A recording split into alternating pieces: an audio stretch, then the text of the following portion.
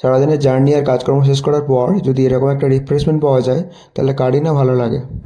Radhe Radhe viewers, আমি Robin. Mainly আমি একটি কমার্স কোম্পানিতে কর্মরত।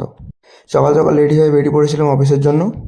আর অফিসে পৌঁছানোর পর প্রত্যেক দিনের মতো নিজের ডেস্কে বসে লেগে পড়েছিলাম নিজের সব কাজকর্মগুলোকে শেষ করার জন্য। দেন আজকের মতো সব কাজকর্ম শেষ করে অফিস থেকে বেরিয়ে সোজা চলে গেলাম জিমেতে। আর জিমে গিয়ে প্রত্যেক দিনের মতো নিজের ব্যায়ামগুলো প্রথমে শেষ করে নিলাম। দেন ওয়ার্কআউট কমপ্লিট করে বেরিয়ে পড়লাম। আর আজকে বাইরে গরমটা নেক্সট লেভেলেরই ছিল।